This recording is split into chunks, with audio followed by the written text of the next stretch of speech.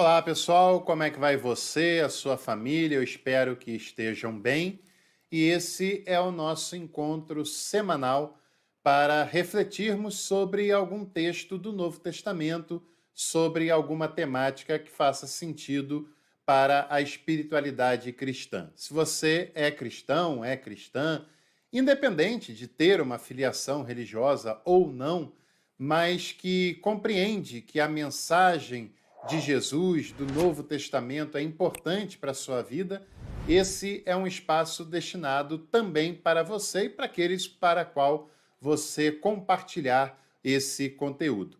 Na semana passada, nós fizemos uma primeira reflexão sobre uma passagem bem interessante de 1 Tessalonicenses, quando, no encerramento desta breve, mas bela carta, há uma série de conselhos para a vida do dia a dia, para a vida prática de uma comunidade que quer cuidar uns dos outros, né?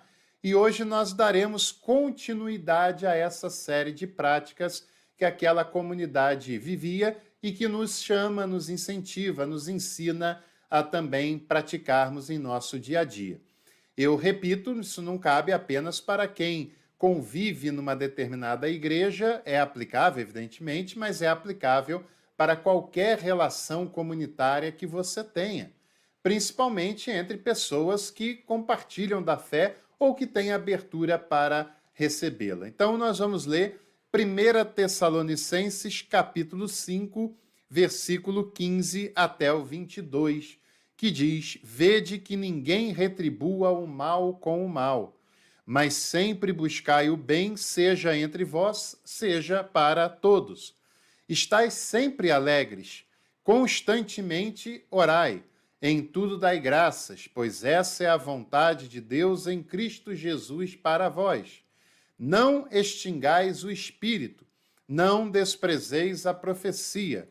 Contudo, submetei à prova todas as coisas, para o que for bom, conservai. De toda forma de mal se afastem. Bom, preciosos conselhos que nós temos nessa passagem.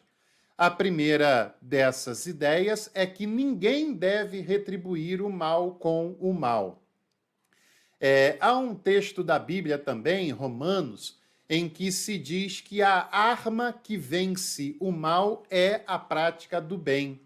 Isso é muito interessante porque no mundo onde nós vivemos, as pessoas entendem que para vencer um mal da qual são vítimas, é necessário planejar, formular um mal que seja maior ainda, que seja ainda mais destrutivo do que o primeiro mal.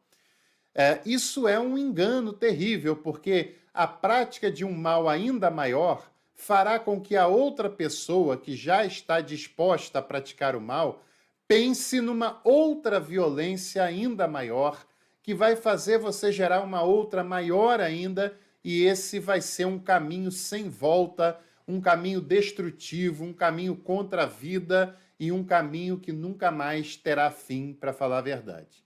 O caminho da vingança é sempre a busca por um mal maior.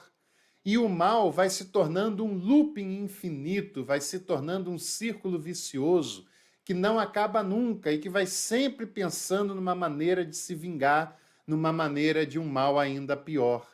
E o texto bíblico nos ensina que há sim uma maneira de vencer o mal, mas não é com o próprio mal, mas é com a prática do bem.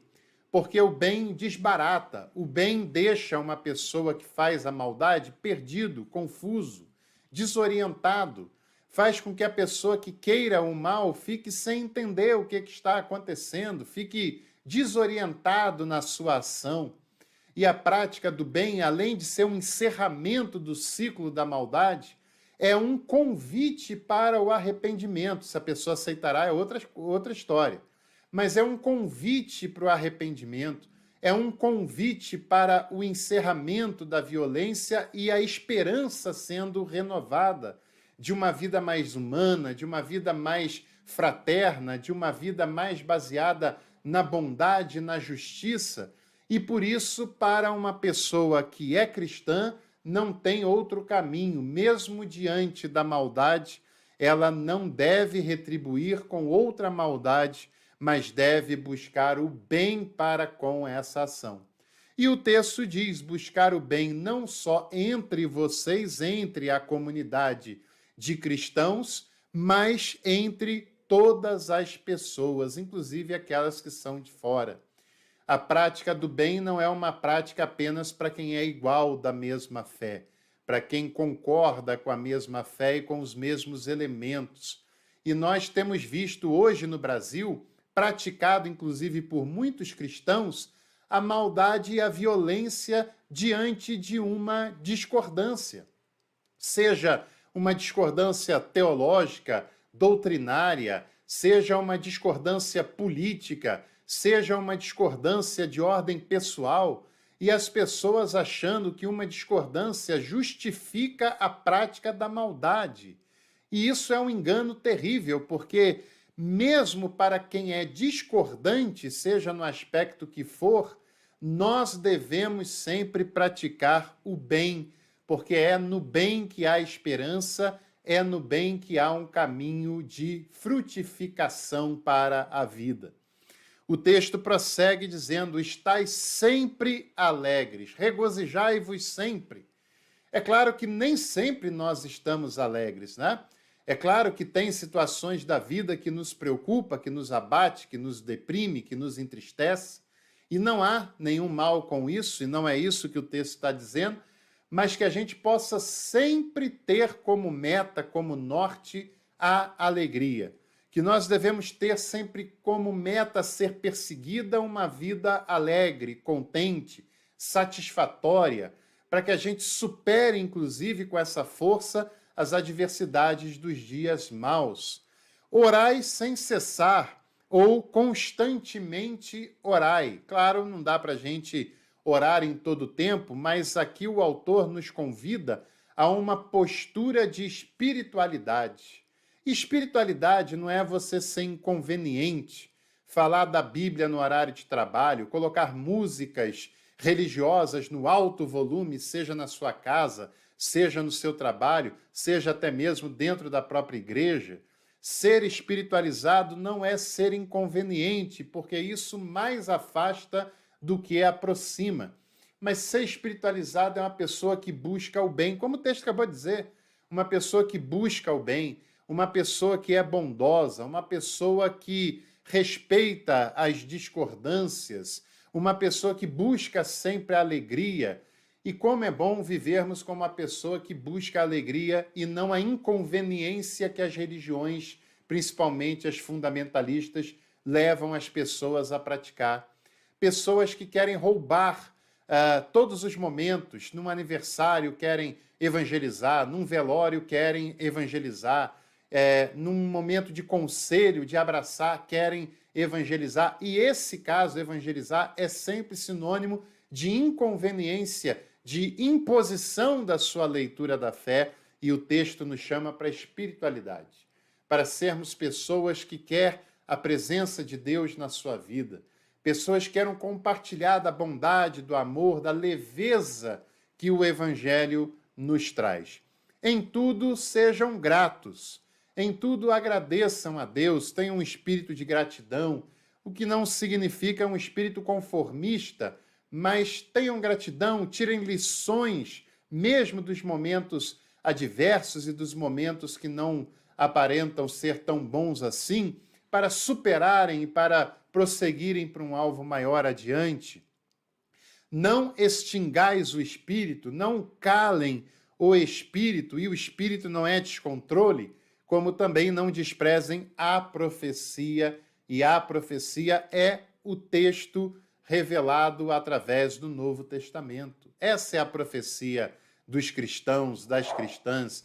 Essa é a fala que deve guiar a vida cristã, né? Contudo, provai todas as coisas e retende o que for bom. Infelizmente, as religiões têm estimulado as pessoas a nem quererem ouvir quem discorda dela, a nem querer ouvir outros conhecimentos, porque já classificam como diabólico. E sempre quando alguém proíbe alguém de conhecer algo ou classifica como diabólico um conhecimento, você deve duvidar dessa pessoa que está querendo impedir o seu conhecimento, porque o conhecimento liberta. O conhecimento nos torna autônomos, independentes, independente inclusive da liderança religiosa, independente inclusive do próprio curral religioso, porque nos chama à maturidade. E o texto diz que nós devemos analisar todas as coisas com cuidado, com critério, não acreditar em qualquer fake news, não acreditar em qualquer disse-me-disse, mas analisar. E aquilo que for bom a gente conserva, e o que não for bom, depois da análise nossa, criteriosa, amadurecida, e não análise de terceiro, aí o que não for bom a gente deixa de lado. E se afastem de toda forma de mal. Não só do que é mal, não só da prática do mal, mas tudo aquilo que tem aparência de mal, nós devemos sair de perto, né? Não só tem que ser bom, como também tem que parecer bom, para que seja um exemplo educativo e um exemplo a inspirar outras pessoas também a seguir pelo caminho da bondade, pelo caminho do Evangelho. E se você gostou dessa reflexão, deixe seu like, a sua curtida, inscreva-se no canal. E eu também desejo que você e a sua família tenham uma semana repleta da bondade de Deus e da prática da bondade também, e uma semana de paz para todos e todas. E até o próximo Café com Teologia.